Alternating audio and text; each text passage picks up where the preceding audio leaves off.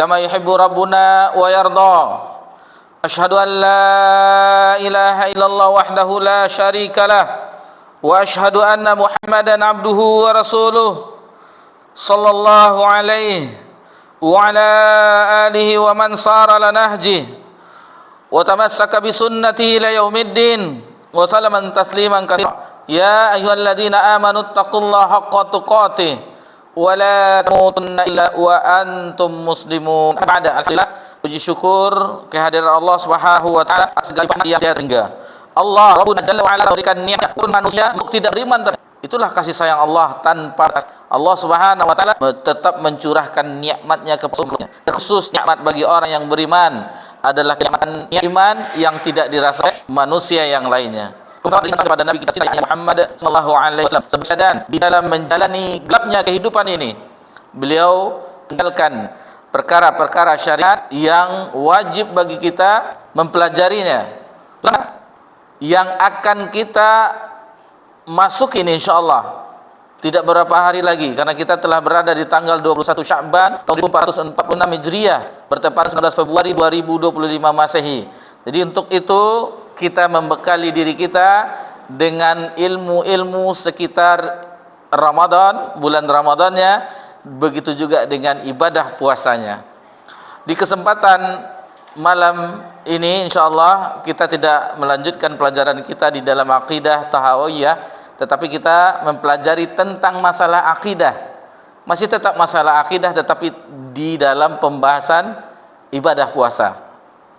Jadi mungkin ikhwani fiddin azakumullah, adapun tentang sifat-sifat puasa Nabi SAW, bagaimana hukum-hukumnya, sunat-sunatnya, hal-hal yang membatalkannya dan seterusnya, mungkin bisa didapatkan di kajian ustadz-ustadz kita yang lain insyaallah, atau di majelis yang lain bisa kita pelajari. Adapun yang sekarang ini adalah merupakan kado yang paling istimewa bagi orang yang berpuasa, terkhusus puasa bulan Ramadan, karena ini pembahasan kita.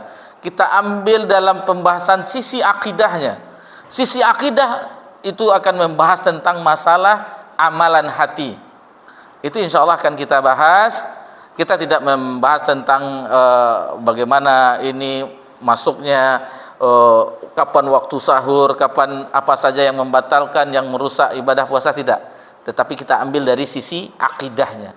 InsyaAllah model yang ada pada hadapan kita itu yang akan kita bahas. Tentunya kita ambil poin pentingnya. Tidak mungkin kita membacakan seluruhnya, nanti sampai jam 9 baru selesai kalau dibaca seluruhnya. Tetapi kita ambil faedah-faedah dari poin-poin ini. Mudah-mudahan itu bisa menjadi bekal bagi kita yang InsyaAllah Ramadan telah di depan mata. Ini InsyaAllah Ramadan tidak terasa, waktu itu akan bergulir 9 hari lagi insyaallah atau 8 hari lagi kita akan memasukinya. Maka ini sedikit memperingatkan diri kami sendiri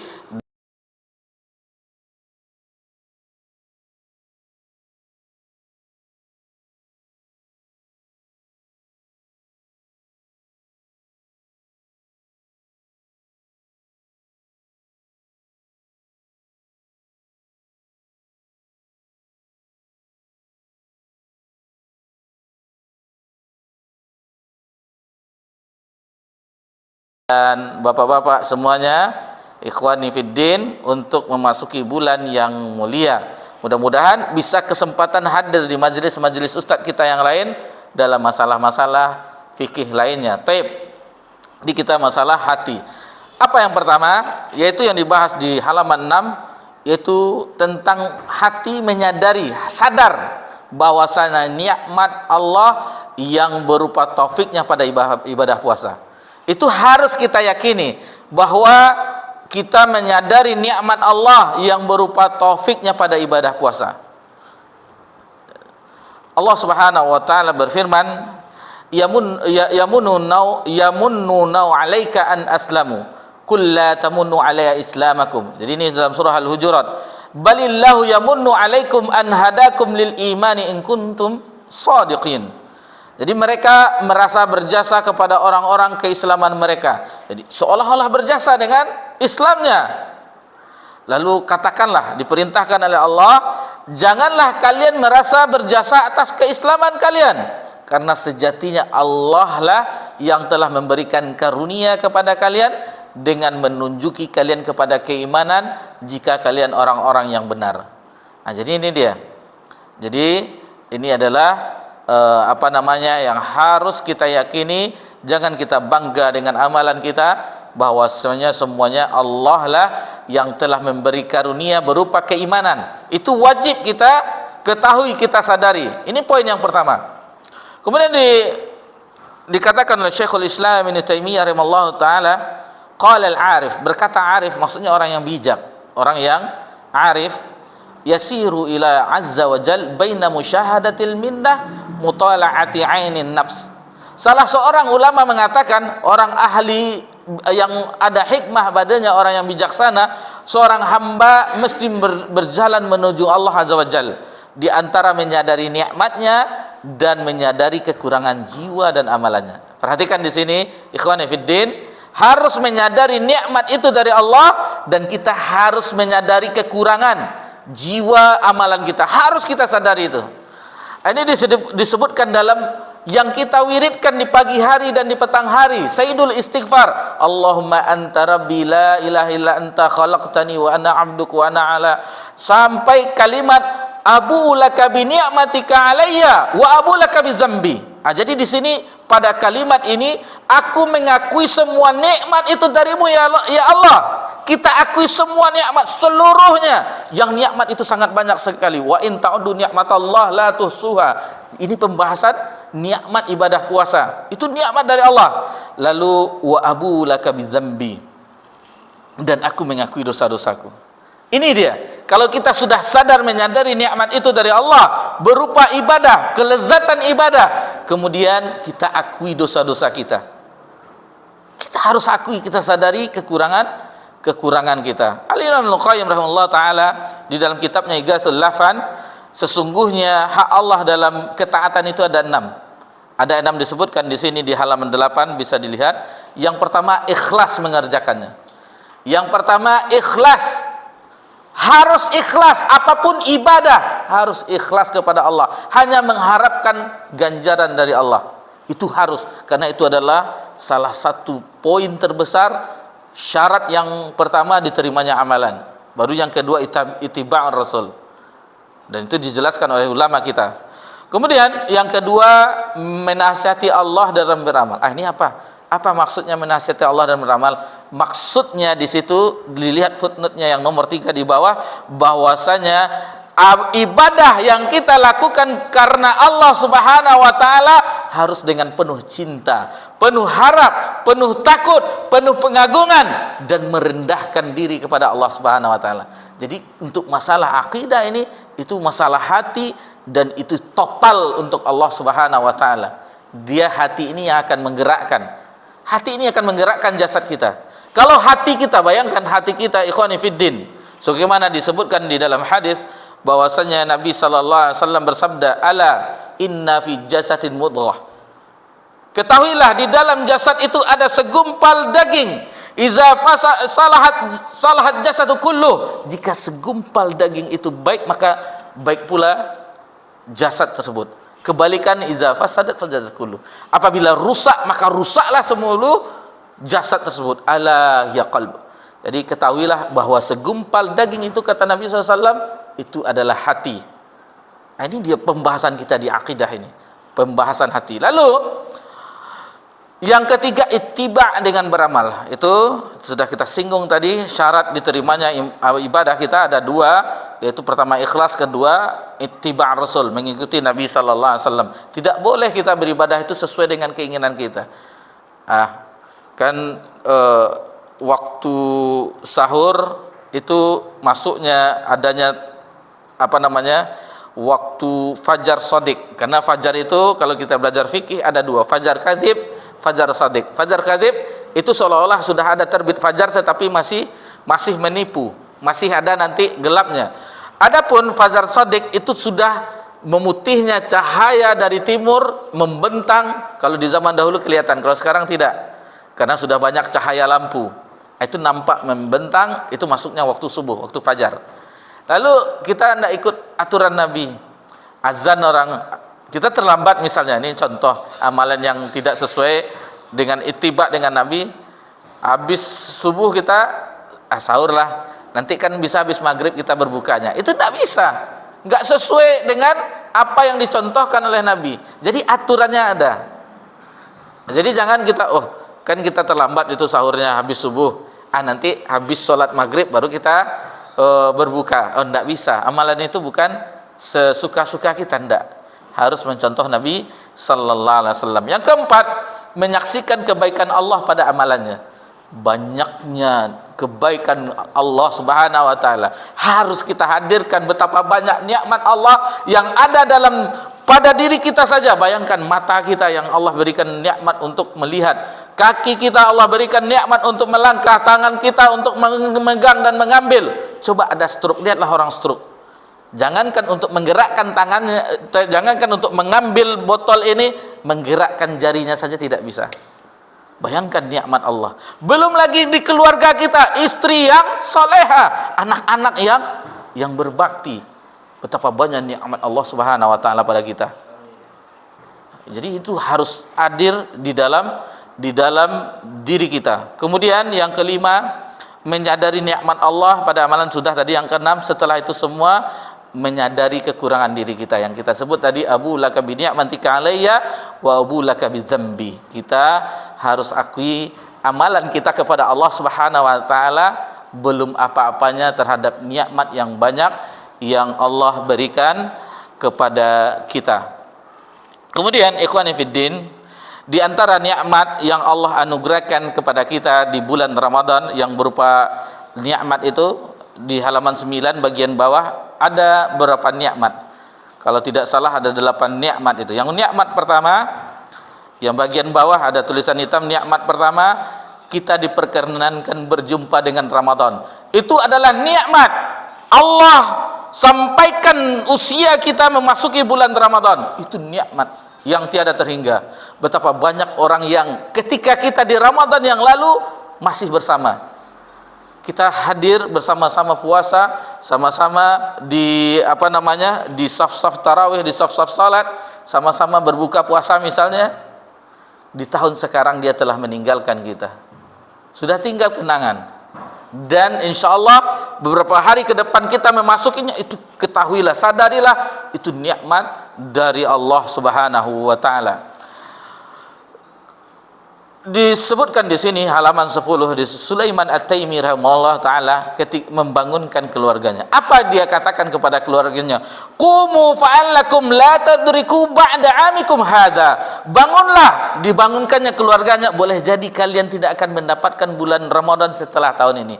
Jadi harus kita hadirkan. Insyaallah kita masuk bulan Ramadan di tahun ini 1446 Hijriah, kita sungguh-sungguh. Karena tidak mungkin kita di Ramadan hari pertama, belum tentu kita hidup di Ramadan hari kedua, hari ketiga, hari keempat. Jadi kita persembahkan ibadah puasa kita dan seluruh ibadah-ibadah di bulan Ramadan yang terbaik untuk Allah Subhanahu wa taala.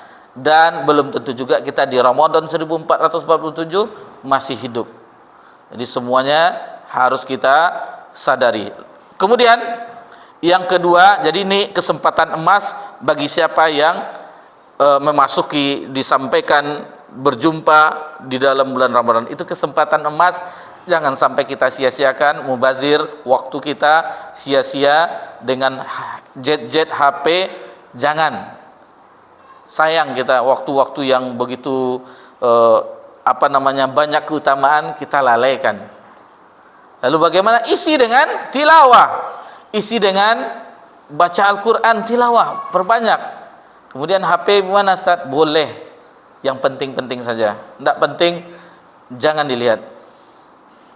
Pertama kita buka, nanti pengen buka yang lain, aplikasi ini WhatsApp, lalu nanti Facebook, lalu habis waktu kita dengan aplikasi fitur-fitur yang ada di handphone kita. Lebih baik kita baca minimal 1 juz satu hari, 2 juz, 3 juz. Alhamdulillah itu lebih bermanfaat bagi kita. Taib. Nikmat kedua, Allah mudahkan kita untuk melaksanakan ibadah puasa ini. Jadi itu adalah nikmat. Dan alhamdulillah puasa itu sebenarnya tidak sulit. Jadi kalau kita sakit atau dalam perjalanan, maka boleh membatalkannya. Cuman diganti di hari yang lain. Diganti, dibadal, diqadha di hari yang lain. Dan bahkan di ayat puasa itu yuridullah bikumul yusra wala yuridu bikumul usr. Allah menginginkan kemudahan bagimu, bukan kesulitan. Lalu nikmat yang ketiga, yaitu nikmat Allah berupa ilmu tentang tata cara pelaksanaan ibadah puasa. Itu makanya Imam Bukhari di dalam babnya, di dalam sahihnya, di Kitabul Ilm mengatakan di babnya, bab al-ilmu qabla qaul wal amal. Berilmu sebelum berkata dan berbuat beramal. Jadi sebelum ibadah puasa datang, kita bekali diri kita dengan ilmu, iman, kesungguhan, semangat, dan seterusnya. Kita bekali diri itu dengan hal-hal yang akan menunjang ibadah kita di bulan Ramadan. Taib.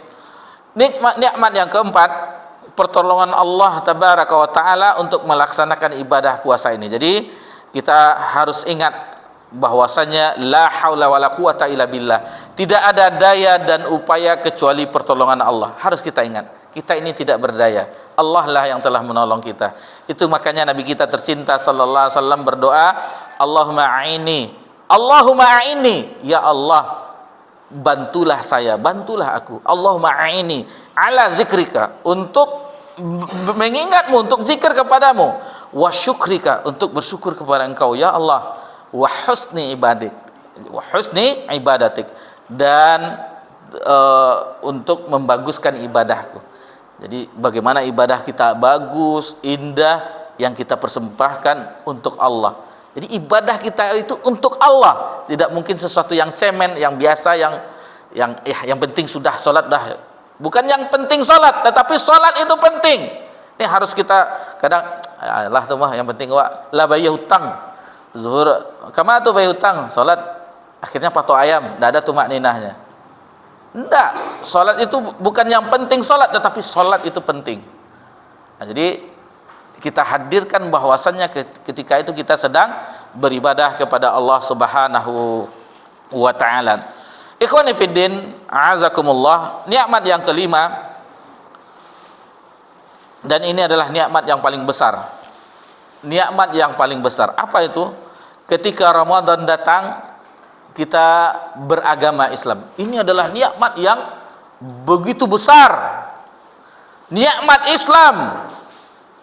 Yang mana di situ kalau kita belajar syaratnya puasa, Islam, kemudian baligh, berakal, bagi yang muslimah, perempuan muslimah, tidak haid, tidak nifas, atau tidak safar, tidak sakit. Bagi yang tadi itu diwajibkan, yang tadi yang kita sebutkan syaratnya tadi, apa alasannya? Apa alasannya tidak berpuasa di siang hari Ramadan? Apakah dia padahal badannya kekar, pakai tato lagi kan? Di pasar banyak yang warung-warung kelambu tuh, nampak kakinya kan? Padahal badannya kekar, tetapi tidak sanggup berpuasa karena Allah Subhanahu wa taala. Yang keenam, di antara nikmat ketika memasuki bulan Ramadan, bahwasanya nikmat Allah Subhanahu wa taala kepada kita berupa rezeki. Kita sahur, rezeki dari Allah, nikmat dari Allah. Kemudian begitu juga kita berbuka, nikmat dari Allah Subhanahu wa taala. Dan ini adalah berupa rezeki yang Allah Subhanahu wa taala yang memberikannya. Nikmat yang ketujuh, semua setan dibelenggu di bulan Ramadan. Jadi dalam hadis disebutkan bahwasanya idza jaa Ramadan, apabila Ramadan itu datang, syahrul mubarak, bulan yang penuh keberkahan, di situ disebutkan futiha abwabul jannah, dibukakannya pintu surga, wa ghuliqa abwabun nar, akan ditutup pintu neraka, dan setan-setan dibelenggu. Di bulan yang lain, ikhwani fiddin, a'azakumullah, setan itu dibiarkan bebas. Tetapi di bulan Ramadan itu diikat. Lalu ada timbul pertanyaan, Ustaz, ada orang di bulan Ramadan itu tetap maksiat aja deh Ustaz. Berarti dia bukan setan yang mengganggunya, tetapi amalan setan sudah melekat di jiwanya. Jadi tidak perlu belenggu setan, dia dah, jiwanya sudah terkotori, jadi sudah biasa dia bermaksiat di bulan Ramadan. Waliyahzubillah. Ini bulan Ramadan bukan bulan yang biasa, bulan yang agung, bulan yang banyak keistimewaannya. Di antaranya diwajibkan puasa hanya di bulan Ramadan. Kemudian diturunkannya Al-Qur'an, Syahrul Ramadan allazi unzila fil Qur'an hudal linnas bainal furqan. Jadi bainal huda wal furqan. Dalam surah Al-Baqarah ayat 185, nanti dicek lagi. Lalu di bulan Ramadan diturunkan Al-Qur'an, kemudian ada Lailatul Qadar, kemudian banyak lagi keistimewaan yang lainnya. Itu baru bulannya, belum ibadah puasanya lagi. Bukankah bau mulut orang yang berpuasa itu lebih wangi minar rih daripada rihul kasturi, lebih wangi di sisi Allah, tapi lebih wangi daripada kasturi di sisi Allah, karena dia telah menahan dahaganya, laparnya, dan menjauhi syahwatnya karena Allah Subhanahu wa taala. Taib, nikmat ke-8 yaitu pahala yang besar. Adapun pahala yang besar ini insyaallah ada pembahasannya nanti di As-Shaumul Li wa Anna Ajzi Bih. Nanti insyaallah akan kita pelajari hadisnya nanti di bab-bab berikutnya. Kemudian setelah kita menyadari nikmat tadi, kemudian yang kedua pembahasannya di halaman 15 itu kita menyadari kekurangan diri dan amal. Kita harus menyadari. Jadi kita khawatir ketika membawakan firman Allah dalam surah Al-Mu'minun di ayat yang ke-57 61 yang bunyinya innal ladzina hum fi khasyati rabbihim musyfiqun. Sesungguhnya orang-orang yang takut kepada azab Rabbnya mereka sangat hati-hati. Walladzina hum bi ayati rabbihim yu'minun. Dan mereka yang beriman terhadap ayat-ayat Allah, tanda-tanda kekuasaan Allah. Walladzina hum bi rabbihim la yusyrikun. Dan mereka yang tidak mempersekutukan Rabbnya. Walladzina yu'tuna ma ataw wa qulubuhum wajillah annahum ila rabbihim raji'un. Kemudian dan mereka yang memberikan apa yang diberikan, maksudnya bersedekah dengan hati rasa takut. Bayangkan dia padahal beramal soleh, tetapi hatinya ada khawatirnya, ada takutnya bahwasanya mereka akan kembali kepada Rabbnya. Yang terakhir, ulaika yusari'una fil khairat wa hum laha sabiqun. Mereka itulah orang yang bersegera dalam melakukan kebaikan dan merekalah orang-orang yang lebih dulu memperolehnya. Jadi di sini orang-orang yang seperti kenapa dia takut dengan amal solehnya disebutkan bahwasanya penafsirannya alladzina yasumuna wa yusalluna wa yatasaddaqun. Orang-orang yang adalah orang-orang yang berpuasa, orang-orang yang salat, orang-orang yang bersedekah, wahum yakhafuna alla tuqbala min. Tetapi mereka takut amalan mereka itu tidak diterima oleh Allah Subhanahu wa taala. Jadi ada orang yang menyadari kekurangan dirinya di dalam beramal kepada Allah, dalam beribadah kepada Allah, karena dia meyakini amalannya itu tidak sempurna untuk Allah, ada kekurangannya. Itu makanya seperti ibadah salat. Bagaimana Nabi SAW setelah salam diakhiri dengan Assalamualaikum warahmatullah ke kanan dan ke kiri. Lalu Nabi membalikkan badan. Apa yang dibaca oleh Nabi SAW? Astaghfirullah, astaghfirullah, astaghfirullah. Bukan Nabi Alhamdulillah alladzi bi ni'mati. Bukan itu yang diucapkan oleh Nabi. Astaghfirullah, astaghfirullah. Karena di dalam ibadah tersebut ada kekurangannya.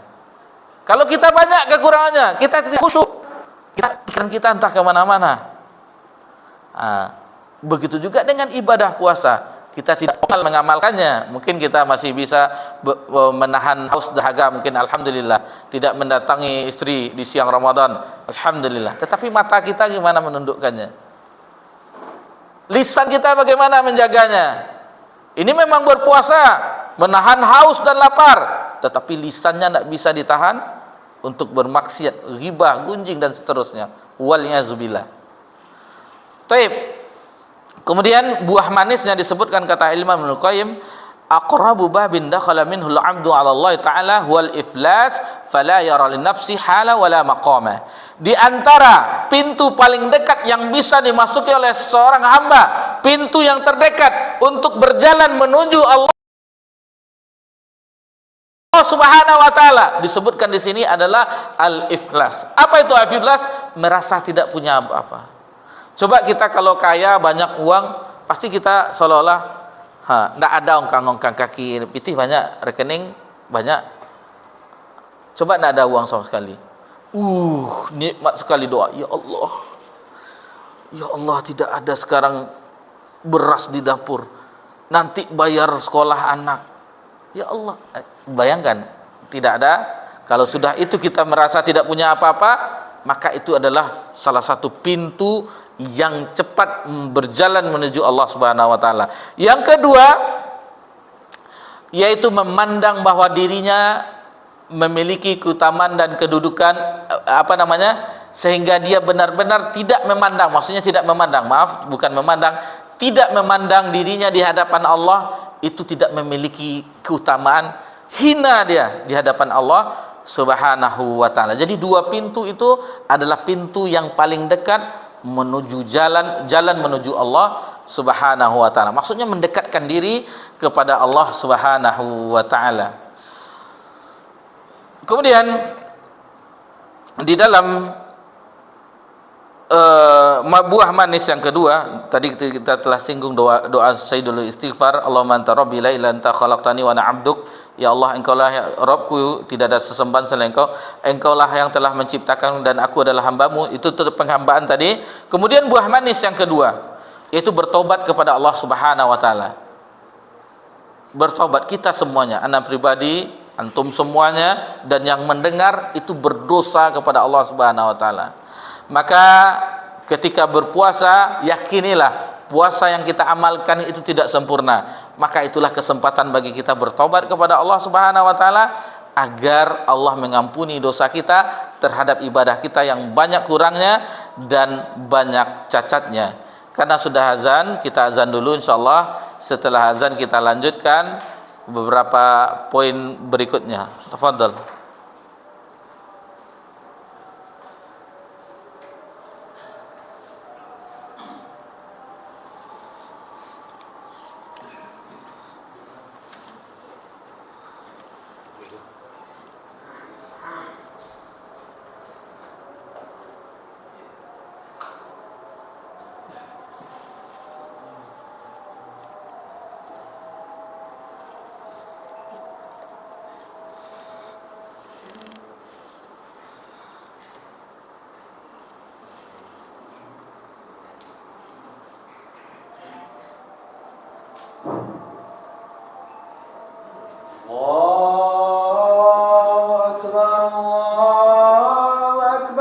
Allahu akbar.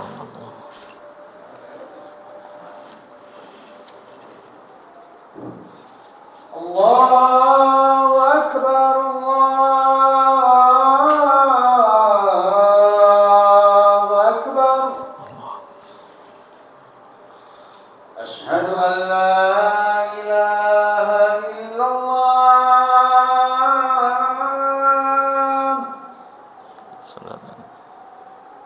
Asyhadu an la ilaha illallah.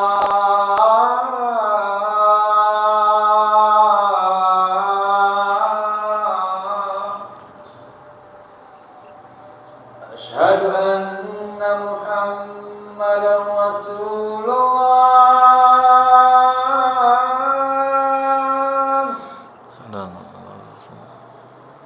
Asyhadu anna Muhammadan Rasulullah.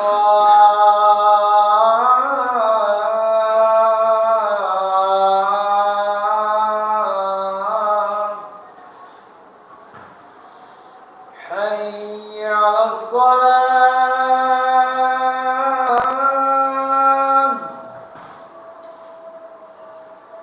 Hayya 'alas salam.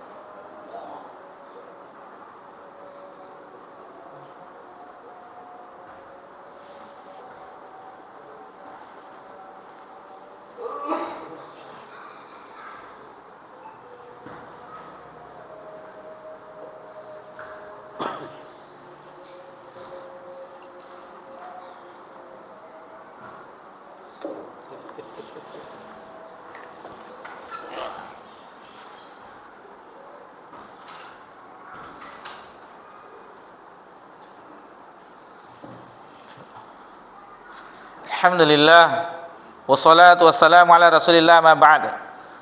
Baik, kita lanjutkan. Poin berikutnya adalah di halaman 21. Ingat selalu bahwa puasamu untuk Allah dan karena Allah. Ingat selalu bahwa puasamu untuk Allah dan karena Allah. Ini berdasarkan hadis dari Abu Hurairah, diriwayatkan oleh Imam Ahmad dalam musnadnya, di mana Allah Subhanahu wa taala berfirman. Jadi hadis ini hadis qudsi.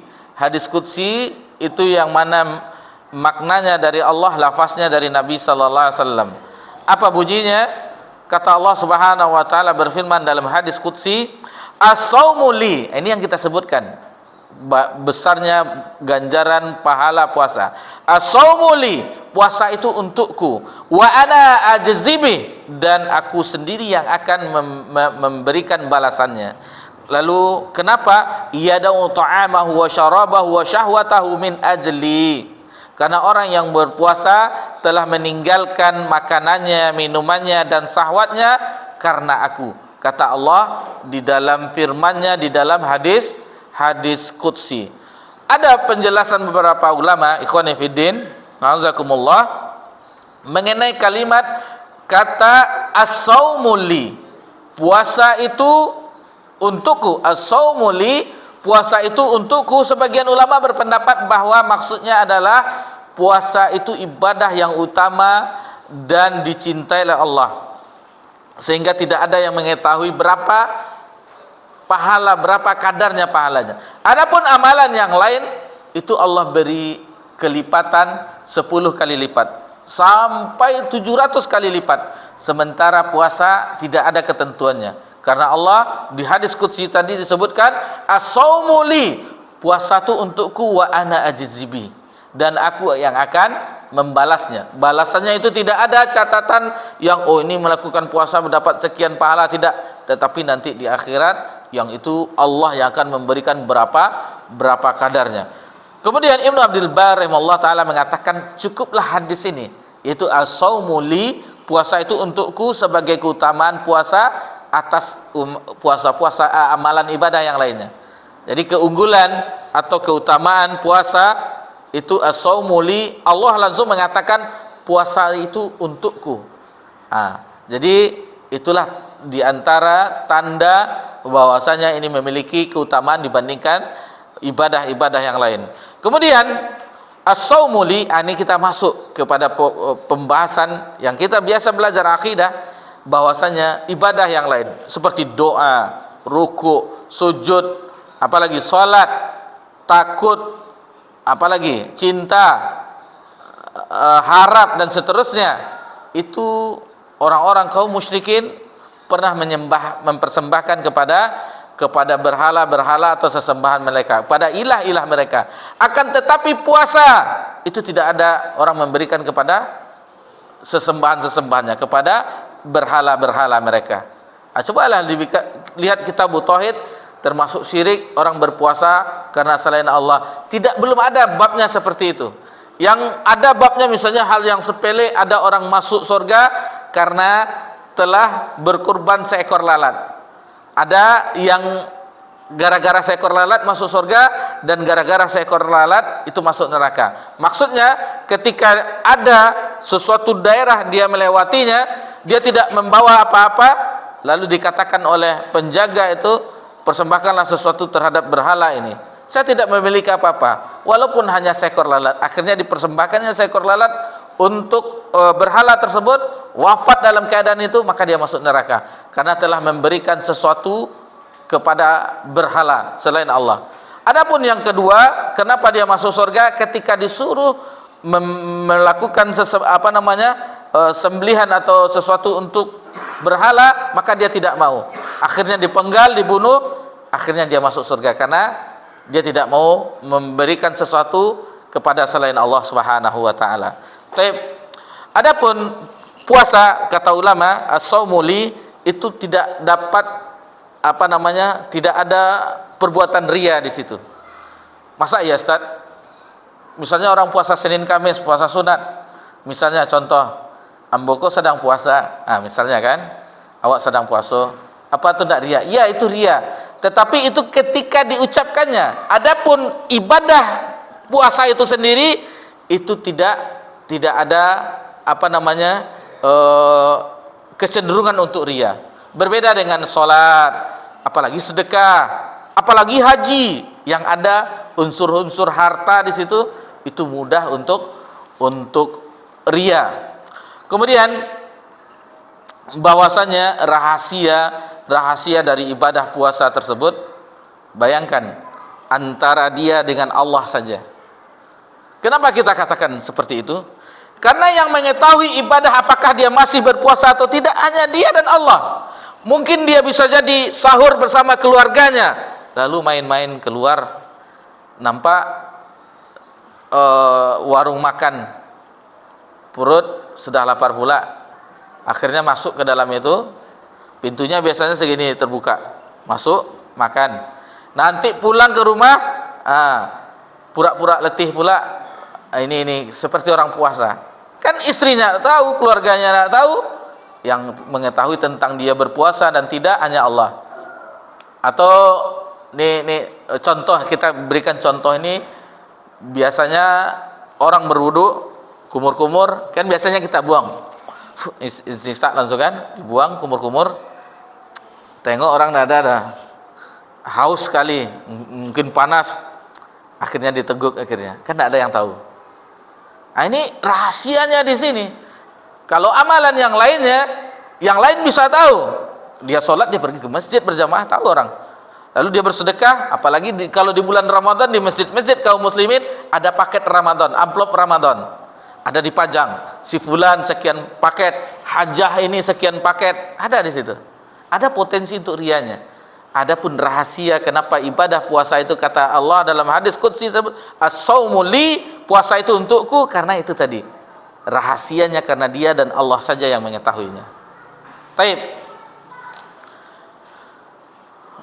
Disebutkan oleh ulama kenapa dikatakan seperti itu, hanya dia dengan Allah saja yang mengetahuinya. Laisa fi syiyami riya, tidak ada sedikit pun bagian ria dalam ibadah puasa. Li'anna siyama ibadatun batinah, karena ibadah puasa itu adalah ibadah batin.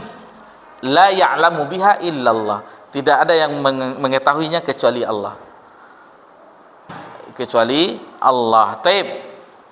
Kemudian di sini disebutkan hadis Nabi di halaman 23 bagian bawahnya, di halaman 23, hadis yang masyhur yang kita ketahui kalau di bulan puasa, menjelang puasa, ini disebut di dalam kajian, man shoma ramadhana imanan wa ihtisaban ghufira lahu ma taqaddama min dzambi. Hadis ini sahih diriwayatkan Imam Bukhari dan Imam Muslim dari sahabat yang mulia Abu Hurairah. Perhatikan makna dari imanan. Ini adalah dilakukan dengan keimanan. Dengan keimanan. Itu makanya yang diseru dalam surah Al-Baqarah ayat 183, orang beriman, ya ayyuhalladzina amanu. Yang diseru adalah karena pendorong melakukan ibadah puasa adalah keimanan di dalam hati. Kalau tidak ada kuat iman dalam hati, tidak akan mampu orang berpuasa. Berat bagi mereka meninggalkan hal-hal yang di siang hari dalam puasa, yang di situ biasanya di siang hari puasa boleh makan, minum dan seterusnya, akan tetapi di bulan Ramadan itu tidak boleh. Bahkan itu adalah pembatal dari ibadah puasa. Lalu di sini disebutkan imanan wahtisaban. Wahtisaban, jadi ada dua faktor di sini. Yang pertama faktor pendorong, yaitu keimanan melakukan ibadah puasa. Lalu tujuannya wahtisaban, mengharap pahala. Bukankah kita ikhlas itu tidak harap pahala, Ustaz? Bukankah ridho Allah yang kita cari? Yang mendapatkan ganjaran oleh Allah adalah orang yang Allah ridhoi. Berarti sudah otomatis yang mendapatkan pahala ganjaran dari Allah yaitu orang yang diridhoi oleh Allah Subhanahu wa taala. Taib. Kemudian kita masuk ke pembahasan yang keempat mengenai tentang masalah akidah orang yang berpuasa, ibadah puasa di bulan Ramadan. Di halaman 26 masih membahas firman Allah, hadis qudsi tersebut, asyamu li wa ana ajzi bih. Puasa itu untukku dan aku sendiri yang akan membalasnya, mengurusi balasannya. Perhatikan di sini bahwasanya balasan dari Allah yang Maha Dermawan, yang Maha Pengasih, yang Maha Kaya, itu sangat banyak balasan dari Allah.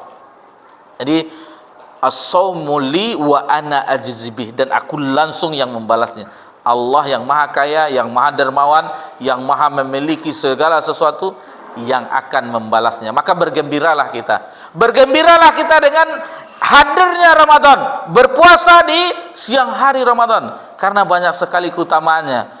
Bukankah, perhatikan, ingatlah selalu keutamaannya. Bukankah orang yang berpuasa itu akan masuk surga? Ada pintu khususnya, namanya pintu Ar-Rayyan, surganya, yang tidak dimasuki oleh orang yang ibadah selain puasa. Kemudian bahwasanya orang yang berpuasa dengan iman wahtisaban, ghufira lahu ma taqaddama min dzambi, Allah akan ampuni dosa-dosanya yang telah lalu. Bukankah ini yang membuat kita bergembira? Kemudian ingatlah selalu bahwa Ramadan ke Ramadan yang lainnya itu akan menghapuskan dosa. Ramadan ila Ramadan, as-salawatul khams, Jum'ah ilal Jum'ah, Ramadan ilal Jum'ah. Jadi antara salat 5 waktu, kemudian Jumat ke Jumat, Ramadan ke Ramadan berikutnya, itu adalah sebagai pengampunan dosa selagi dia meninggalkan dosa besar. Ini maksudnya dosa kecil. Kalau dosa besar itu butuh taubat.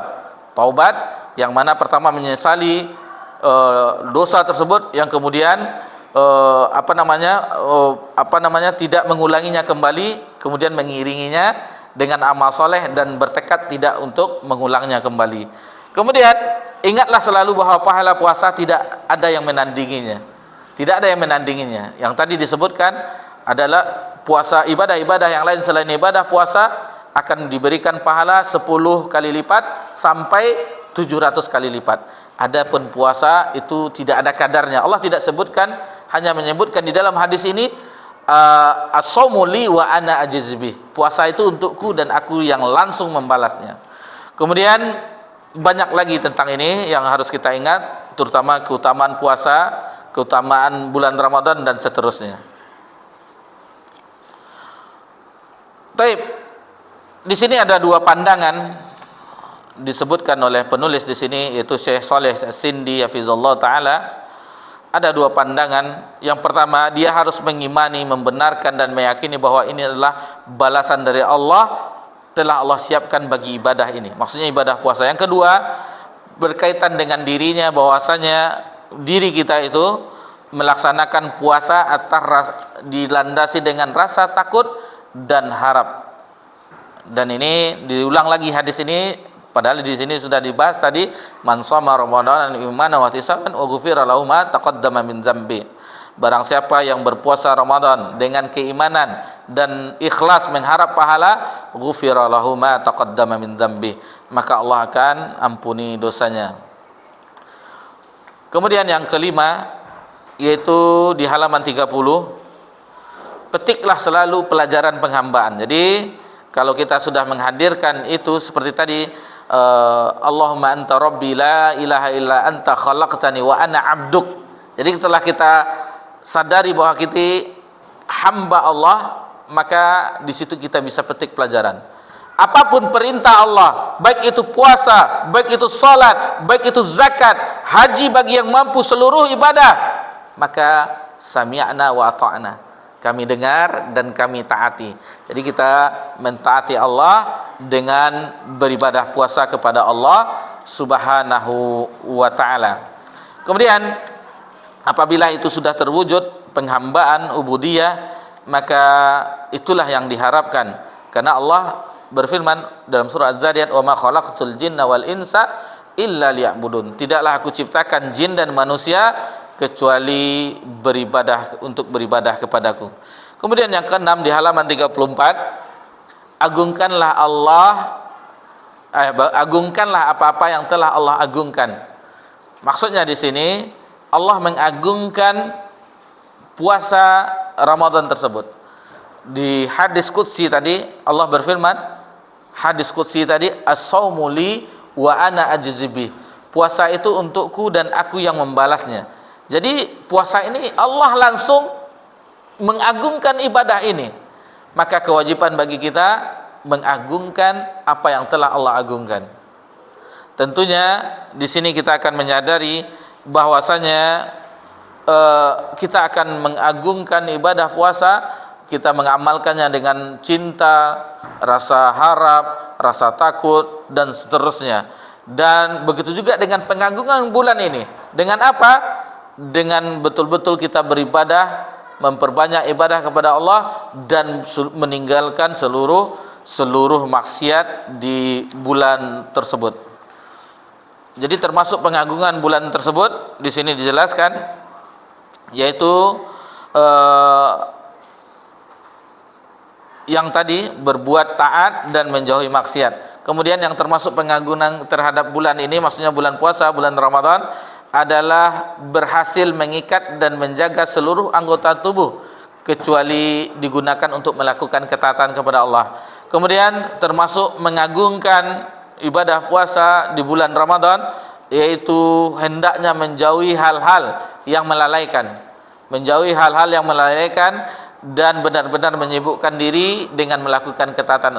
Apapun bentuk kelalaian di dalam bulan tersebut, jangan sampai pula, karena ada hadis tidurnya orang berpuasa itu ibadah. Jadi tidur lama-lama kan ibadah ini. Itu hadisnya itu dhaif, lemah. Tidak mungkin tidur dari habis sahur kan, zuhur, salat zuhur dulu, habis zuhur tidur lagi, sampai asar, habis itu salat asar, habis salat asar enggak lah, bagaimana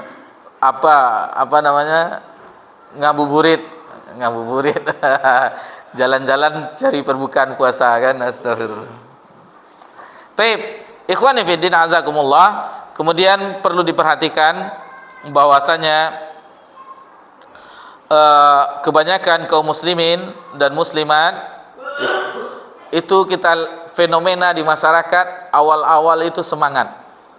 Jadi kalau kita perhatikan masjid kaum muslimin, tarawih pertama, tarawih kedua, kalau terlambat kita sedikit, sholat diteras penuh. Masjid yang biasa yang pakai teropong baru nampak jamaahnya di hari biasa, di awal-awal Ramadan itu tidak dapat tempat, kita bawalah sajadah. Tetapi semakin habis hari menuju 10 hari terakhir dan seterusnya menjelang Idul Fitri, itu semakin maju safnya.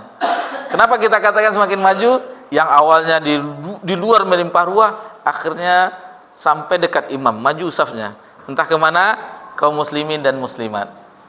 Sudah sibuk dengan baju lebaran, sepatu lebaran, baju baru kan, kue lebaran, sudah sibuk dengan mudik pulang kampung kan. Ini ke kampung, ke rumah mertua atau ke rumah orang tua nih sekarang? Kan kemarin sudah ke rumah mertua, sekarang ke rumah orang tua lagi misalnya. Itu sudah sibuk dengan itu. Kapan kita merasakan nikmatnya i'tikaf? Nabi kita tercinta sallallahu alaihi wasallam 10 hari terakhir itu i'tikaf. Di situ ada Lailatul Qadar. Lailatul Qadri khairum min alfi syahrin.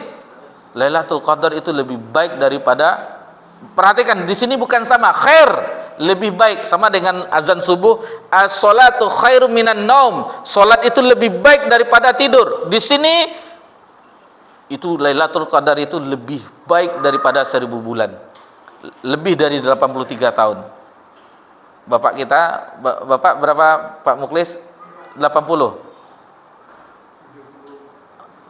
Barakallahu fiik, Masya Allah, 75, Alhamdulillah. Mudah-mudahan Allah memberkahi usia Bapak. Bayangkan 75. Orang Lailatul Qadar, benar-benar man qama Lailatul Qadar imanan wa ihtisaban ghufira lahu ma. Barang siapa yang menegakkan Ramadan dengan i'tikaf, itu 83 tahun. Semalam kalah usia Pak Mukhlis. Itu Pak Mukhlis kita tidak tahu dulu mudanya entah preman entah enggak tahu kita. Mungkin tobatnya baru 10 tahun mungkin. Tapi kita nggak pernah jumpa kan, baru jumpa di Baitul Izzah kan. Ini bercanda aja Pak istilahnya. Karena Bapak yang paling tua contohnya seperti itu. Bayangkan 83 tahun. Kemudian belum umroh. keutamaan umrah bulan Ramadan kita sama-sama mengetahui itu ta'dilul hajj. Pahalanya di sini sama sebesar pahala haji. Kemudian di riwayat yang lain kal hajj ma'i, atau kama Rasulullah SAW, seperti haji bersamaku, bersama Nabi SAW. Pahalanya, bayangkan, bagi ikhwah, bagi yang memiliki kelebihan harta, cobalah umrah di bulan Ramadan, baik itu di awalnya, akhirnya, tetapi yang paling nikmat itu di akhirnya. Di akhirnya itu, di situ memang betul-betul ada nampak ibadah itu diagungkan di situ, terutama di Masjidil Haram. Bagaimana semangatnya kaum muslimin di seluruh dunia itu menghidupkan malam-malam di 10 akhir Ramadan. Dan doanya seperti Imam Masjidil Haram itu gantian, biasanya di malam ganjil itu sesudes itu sampai menangis-nangis. Walaupun kita tidak tahu bahasanya, kadang-kadang satu-satu tahu lah. Allahumma hadini fiman hadait, tahu nanti panjang-panjang itu. Nanti misalnya kita keras hati kita, misalnya tidak nangis, tapi orang ke samping kiri kanan nangis, akhirnya nangis juga. Terbawa suasana. Itu bisa setengah jam doanya. Jadi itu makanya ada keutamaan. Belum lagi keutamaan Masjidil Haram yang sholat satu kali itu lebih baik dari 100.000 kali, baik itu di Baitul Izzah, di masjid Darul Akbar, masjid mana lagi, hatta Masjid Istiqlal Jakarta, 100.000 kali kita sholat di Istiqlal itu sama dengan satu kali di Masjidil Haram. Bayangkan kelipatannya. Jamaahnya jutaan. Kalau semakin 10 hari semakin ramai. Itu kita lihat kalau ada yang TV langsung siaran itu, betapa banyaknya orang sampai ke jalan-jalan itu. Di sangat banyak, istilahnya kalau orang berdagang di 10 hari terakhir itu obral, diskon sekian. Di situ Allah limpah ruahkan kelipatan ganjaran pahalanya. Taib. Kemudian yang bisa kita ambil juga pelajaran dari tulisan Syekh Saleh As-Sindi ini, yaitu semangat itu jangan sampai kendor. Semangat itu jangan sampai kendor. Jadi semakin ke ujung 10 hari terakhir semakin semangat kita. Bahkan siapa tahu kita misalnya di Al-Badar yang paling dekat di sini, atau di Raudatul Jannah, atau di masjid manapun kita bisa iktikaf, usahakanlah. Atau iktikaf tidak penuh, misalnya siang hari kita beraktivitas karena faktor ekonomi dan segala macamnya, biaya yang begitu banyak, misalnya kita harus bekerja atau berjualan di siang hari, malamnya hidupkan. Jadi hampir-hampir waktu sahur, jam 4 pulang kita menuju rumah sahur, tapi malamnya kita hidupkan. Atau habis tarawih kita tidur sejenak, nanti biasanya jam 12 terbangun saja. Kalau kita di masjid terbangun itu. Terbangun, nanti kita sampai waktu sahur menjelang, ini berapa jarak dari rumah, dari masjid ini, pulang kita sahur. Seandainya kita siang itu ada kewajiban yang lainnya. Adapun Nabi 10 hari terakhir itu tidak keluar kecuali untuk hajat yang penting, misalnya ke toilet dan seterusnya. Adapun 10 hari tersebut, bahkan Ummul Mukminin Aisyah radhiyallahu anha itu menyisir rambut Nabi dari jendela masjid, dari luar. Jadi Nabi tetap berada di dalam masjid. Kemudian yang ketujuh, carilah pengaruh keimanan pada puasamu. Diingatkan di sini di halaman 38 bahwasanya ikhwani fiddin, ibadah dan ibadah puasa, ibadah-ibadah yang lainnya itu benar-benar memiliki pengaruh baik bagi hati kita ataupun anggota badan kita. Oleh karenanya carilah pengaruh tersebut. Di dalam sebuah hadis disebutkan, kata Nabi SAW, man lam yada' qaulaz zur, siapa yang tidak meninggalkan ucapan yang mengandung kemaksiatan, dosa, wal amali bihi wal jahl, dan mengamalkan kemaksiatan serta kejahilan, kebodohan, falaisa lillahi hajatun ayyada'a ta'amahu wa syarabah, maka Allah tidak butuh kepada puasanya sekalipun dia telah meninggalkan makan dan minumnya. Salah seorang ulama terdahulu yaitu Maimun bin Mihran rahimahullah taala, itu mengatakan di halaman 39, inna ahwana siyami tarkut ta'ami wasyarab. Sesungguhnya puasa yang paling ringan adalah meninggalkan makanan. Itu tingkatan yang paling bawah. Coba kita tingkatkan lagi. Adapun yang khusus, yang spesial, yang istimewa adalah para nabi dan rasul. Itu sudah otomatis. Lalu bagaimana orang-orang dahulu? Orang dahulu dia selain mengamalkan, meninggalkan hal-hal yang membatalkan puasa, matanya juga berpuasa, lisannya juga berpuasa. Maksudnya lisannya dijaganya, matanya tidak melihat hal-hal yang haram, tangannya begitu juga kakinya. Jadi seluruh anggota tubuhnya ditahannya agar tidak bermaksiat kepada Allah. Jadi bukan hanya sekedar menahan haus dan lapar atau tidak mendatangi istri saja, semuanya dijaga. Perhatikan tadi, seandainya seseorang dia menahan haus, yang dia dapat tidak ada balasan. Jadi ada tingkatannya, ada seseorang yang banyak mendapatkan pahala, ada yang tidak sedikit, dan ada tidak ada sama sekali. Lalu apa yang dia dapat? Hanya rasa haus dan lapar saja. Itu hanya yang didapatkannya. Karena dia puasa tetapi tidak menahan anggota tubuh yang lainnya. Waliyazubillah. Di sini disebutkan bahwasanya sesungguhnya puasa yang butuh kepada perjuangan adalah mempuasakan anggota badan. Inilah ketakwaan. Inilah judul pembahasan kita di malam hari ini, yaitu kado yang istimewa bagi orang yang berpuasa. Dari sini kita ambil. Inilah pengaruh yang mesti kita cari, yang Allah sebutkan. Perhatikan, ini ayat ini sudah kita hafal. Ya ayyuhalladzina amanu kutiba alaikumusiyam kama kutiba alal ladzina min qablikum la'allakum tattaqun. Itu dia. Apa itu kado istimewa yang Allah berikan kepada hambanya yang berpuasa? Yaitu takwa, amalan hati, amalan yang Nabi berdoa, Allahumma inni as'alukal huda wat tuqa wal afafa wa ghina. Doa orang-orang ibadur rahman. Ibadur rahman dalam surah Al-Furqan.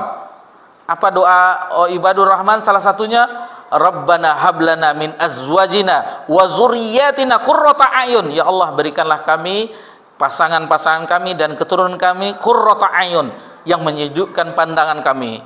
Wa ja'alna lil muttaqina imama, dan jadikanlah kami pemimpin bagi orang-orang yang bertakwa. Dan takwa itu bukan hanya gampang mendapatkan, tetapi mujahadah dengan kesungguhan, dan balasannya kita mengetahui, inna akramakum indallahi atqakum. Sesungguhnya orang yang paling mulia di sisi Allah adalah orang yang bertakwa. Allah tidak memandang harta dan rupa. Innallaha la yanzuru suwarakum wa amwalukum. Sesungguhnya Allah tidak melihat harta dan bentuk seseorang, tetapi Allah melihat qulubukum wa a'malukum, hati dan amalannya. Di hadis yang lain disebutkan, kata Nabi, takwa hauna, takwa hauna, takwa hauna. Nabi menunjuk, memberi isyarat ke arah dadanya. Takwa itu di sini, takwa itu di sini, takwa itu di sini.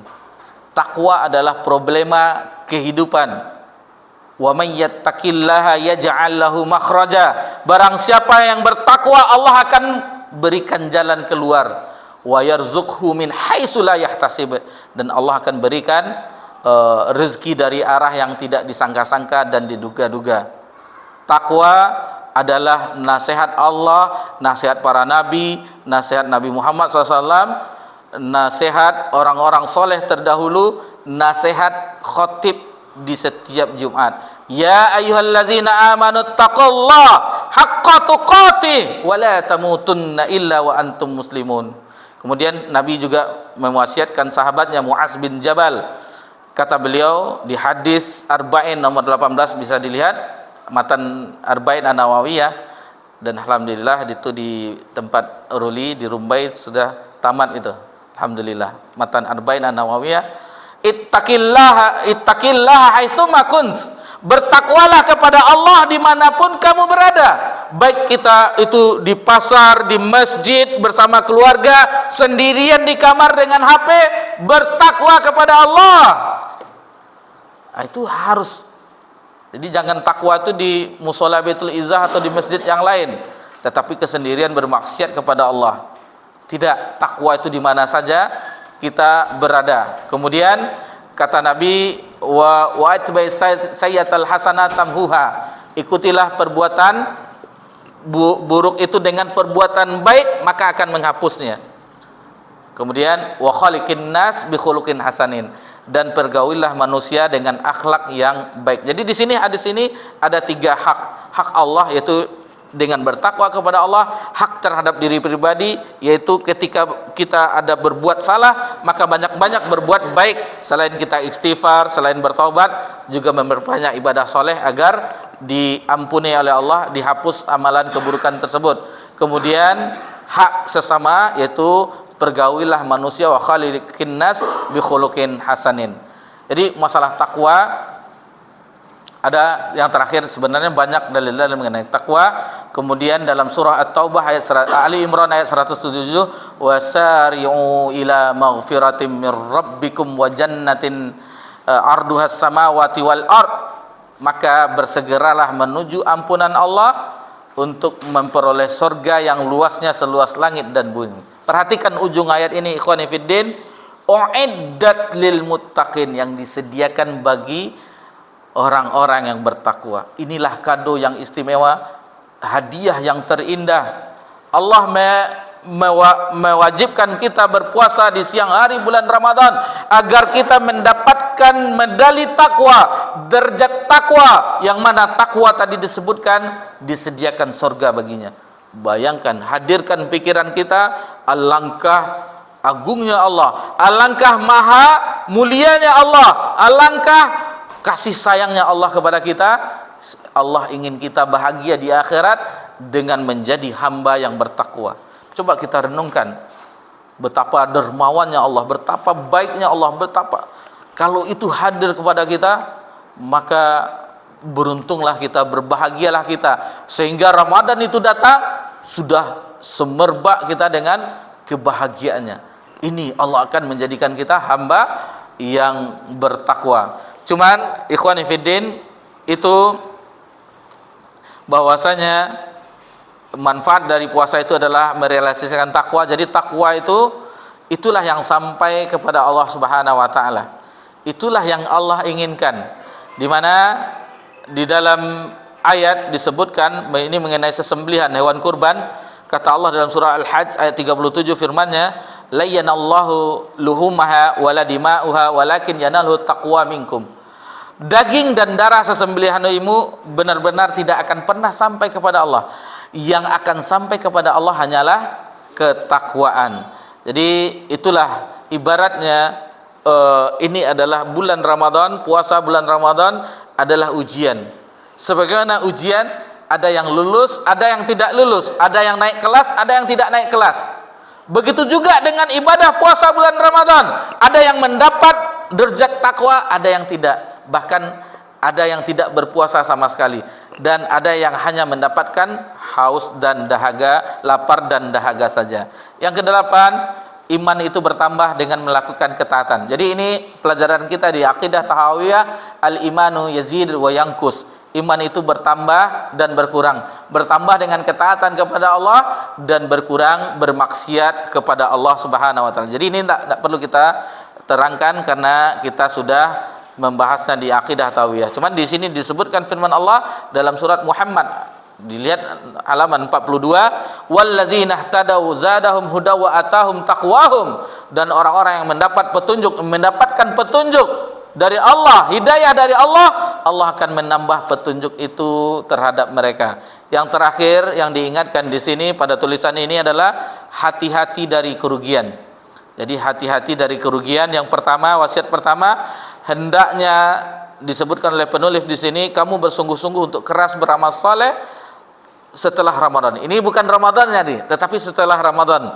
Kata Nabi SAW, wa anna habal a'mali adwamuha ilallah wa inqal. Amalan yang paling dicintai oleh Allah adalah yang terus menerus, dawam, continue walaupun sedikit. Jadi setelah Ramadan kita tetap menjaga ibadah tersebut. Ikhwani fi din azakumullah. Allah yang kita sembah bukan di bulan Ramadan saja adanya, tetapi di sepanjang bulan itulah sama Rabbnya. Rabb di bulan Ramadan, Rabb di bulan Sya'ban, Rabb di bulan Zulhijjah, Muharram dan seterusnya. Jadi tetap jangan kita sampai menjadi Ramadaniyun. Apa itu Ramadaniyun? Yang dia mengenal Allah hanya di bulan Ramadan saja. Berlalu Ramadan dia lupa kepada Allah Subhanahu wa taala. Kemudian yang kedua, jaga baik-baik. Setelah Ramadan, jaga baik-baik pahala itu. Jadi dan baik itu puasa dan yang lainnya. Itu makanya kata ulama salaf, karena keburukan itu akan menghapus kebaikan. Wala tubtilu a'malakum. Janganlah kamu membatalkan amal-amalmu, yaitu membatalkannya dengan maksiat. Setelah Ramadan dia bersusah payah, lalu setelah Ramadan dia kembali bermaksiat. Waliyazubillah. Ibarat orang yang memintal benang, seorang wanita yang memintal benang, setelah dipintalnya benang tersebut, setelah selesai pintalannya, lalu diuraikannya kembali. Apa manfaatnya? Kemudian disebutkan di sini firman Allah dalam surah Al-A'raf ayat 201 di halaman 45, innal ladzina taqau idza masahum ta'ifun minasyaiton tazakkaru fa idahum mubsirun. Ini dia resep yang diberikan oleh muallif. Sesungguhnya orang-orang yang bertakwa, apabila mereka dibayangi oleh pikiran jahat, yaitu berbuat dosa yang berasal dari syaitan, mereka pun segera ingat Allah, ingat Allah, lalu apa? Maka ketika itu juga mereka akan melihat kesalahannya. Jadi intinya yaitu memperkuat bagaimana hubungan kita kepada Allah, ibadah-ibadah tersebut, terutama ibadah puasa yang insya Allah kita akan beberapa hari lagi memasukinya. Tentunya kita menyambutnya dengan kegembiraan karena kita telah mengetahui bagaimana hal-hal yang akan diperoleh di bulan Ramadan itu. Jangan sampai menjadi bumerang bagi kita. Tidak ada sesuatu pun kebaikan, malahan itu akan menjadi di akhirat penyesalan bagi kita. Lalu di sini penulis berdoa seperti doa di sini nanti bisa dilihat, yang intinya bahwasanya kita harus meminta kepada Allah. Tadi juga disebutkan Allahumma a'ini ala zikrika wa syukrika, dan semuanya kita minta kepada Allah agar kita sempurna, agar baik beribadah kepada Allah di bulan-bulan yang penuh keistimewaan, penuh pengagungan, dan tentunya kita bergembira apabila telah berada di bulan tersebut. Mudah-mudahan yang kita bahas ini bermanfaat bagi kita sebagai bekal bagaimana kita insyaallah akan memasukinya. Tentunya kita berharap kepada Allah, Allahumma ballighna Ramadan, Allahumma ballighna Ramadan, Allahumma ballighna Ramadan. Ya Allah, sampaikanlah kami di bulan Ramadan dan berilah kami kekuatan untuk beribadah di bulan tersebut. Perbanyak doa kepada Allah, memohon kepada Allah, karena hanya kepada Allah lah kita gantungkan semuanya agar Allah memudahkan semua di bulan Ramadan tersebut. Maka kita akhiri pembahasan kita. Insyaallah kita akan berjumpa lagi, mudah-mudahan mungkin setelah Ramadan, setelah Idul Fitri, mungkin menunggu konfirmasi kapan akan dilanjutkan pelajaran kita yang biasa di sini, akidah atau hawiyah. Maka untuk libur itu bukan libur benar-benar libur, tetapi mungkin kajian kita libur, adapun kajian sama ustadz yang lain mungkin ada, dan ibadah tidak libur. Seharusnya itu lebih diperkuat lagi di bulan Ramadan. Apabila itu telah hadir bagi kita, maka kita tentunya dengan semangat dan gembira memasuki bulan tersebut. Subhanakallahumma bihamdika asyhadu an la ilaha illa anta astaghfiruka wa atubu ilaik. Wassalamu ala nabi Muhammad sallallahu alaihi wasallam wa ala alihi washabbihi ajmain walhamdulillahirabbil alamin. Wassalamualaikum warahmatullahi wabarakatuh.